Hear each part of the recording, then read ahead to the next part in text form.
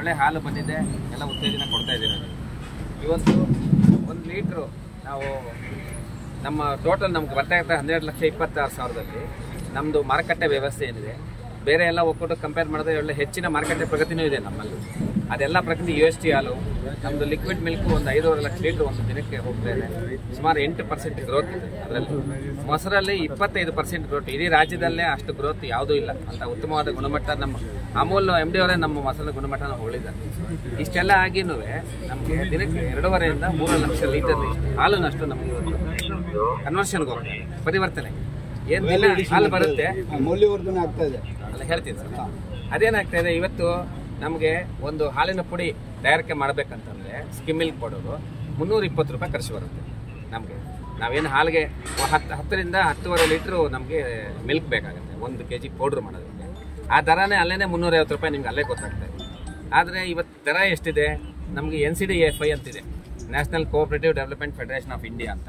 ಅದ್ರ ಮೂಲಕನೇ ನಾವು ಸಹಕಾರಿ ಸಂಸ್ಥೆಗಳು ಸರ್ಕಾರದ ಒಂದು ನಿಯಮದ ಪ್ರಕಾರ ನಾವು ಆ್ಯಕ್ಷನ್ ಮಾಡಿ ಮಾಡ್ತೀವಿ. 205-206 ರೂಪಾಯಿ ಬರ್ತಾ ಇದೆ ದರ. ಅಂದರೆ 1 ಲೀಟ್ರಿಗೆ ಲೆಕ್ಕ ತಗೊಂಡ್ರೆ 8ರಿಂದ 9 ರೂಪಾಯಿ ಅದರದ್ದು ನಷ್ಟ ಆಗ್ತಾ ಇದೆ.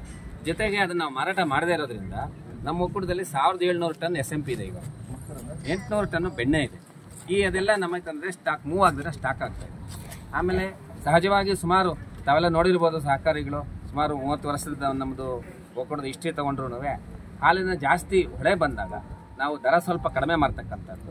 ಆಮೇಲೆ ಹೆಚ್ಚಿಗೆ ಲಾಭ ಬಂದಾಗ ಸಮ್ಮರಲ್ಲಿ ಅದನ್ನು ಮತ್ತೆ ಒಂದು ದರ ವ್ಯತ್ಯಾಸದ ರೂಪದಲ್ಲಿ ರೈತರಿಗೆ ಮತ್ತೆ ವಾಪಸ್ ಕೊಡುವಂಥ ಒಂದು ಪ್ರಕ್ರಿಯೆ ಸಹಜವಾಗಿ ಮೊದಲಿಂದ ನಡೆದು ಬಂದಿದೆ.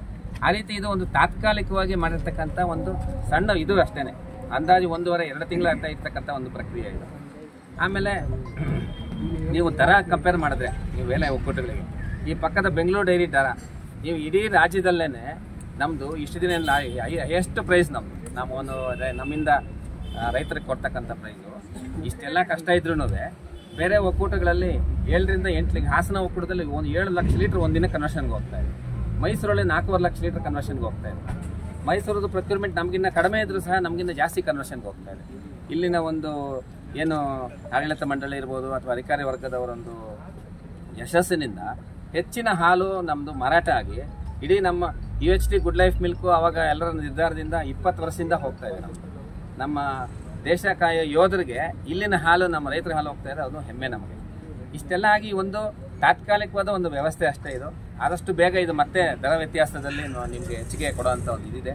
ಈ ರೀತಿ ನಾವು MD ಅವ್ರ ಡಿಸ್ಕಸ್ ಮಾಡಿದ್ದೀವಿ. ಇದು ಫ್ಯಾಕ್ಟ್ ಸರ್. ಲಾಭ ಇಟ್ಕೊಂಡು ದರ ಯಾಕೆ ನೀವು ಕಮ್ಮಿ ಮಾಡ್ತಾ ಇದ್ದೀರಾ? ಹಾಲಿನ ದರ ಹೆಚ್ಚು ಮಾಡಿದ್ದೀರಾ, ಗ್ರಾಹಕರು ಪರ್ಚೇಸ್ ಮಾಡೋದಕ್ಕೆ ಹಾಲಿನ ದರ ಹೆಚ್ಚು ಮಾಡಿದ್ದೀರಾ.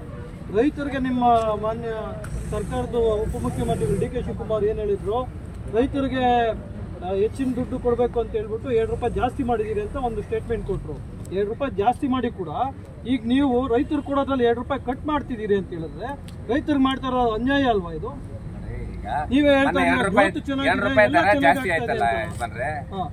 ಹಾಲಿನ ದರ ಜಾಸ್ತಿ ಮಾಡಿದ್ದಲ್ಲ, ಅದೆಲ್ಲ ಮಾಧ್ಯಮಗಳಲ್ಲಿ ತಮಗೂ ಗೊತ್ತಿದೆ. ನಾವೇನ್ ಮಾಡ್ತೀವಿ, ಈ ಹಾಲು ಜಾಸ್ತಿ ಬರ್ತಾ ಇರೋದನ್ನ 50 ml ಜಾಸ್ತಿ ಕೊಟ್ರೆ ಈಗ ನಮ್ಮ ಒಕ್ಕೂಟದಲ್ಲೇ ನಮ್ದು 50,000 ಲೀಟ್ರು ನಮ್ಮ ಕನ್ವರ್ಷನ್ ಹೋಗೋದು ಅವಾಯ್ಡ್ ಆಯಿತು. 50,000 ಲೀಟ್ರಿಗೆ ಏನಿದೆ ನಾವು ರೈತರ ಗ್ರಾಹಕರಿಗೆ ಕೊಡ್ತಾ ಇದ್ದೀವಿ, ಆ 50 ml ಡಿಫರೆನ್ಸ್ ಮಾತ್ರನೇ 2 ರೂಪಾಯಿ.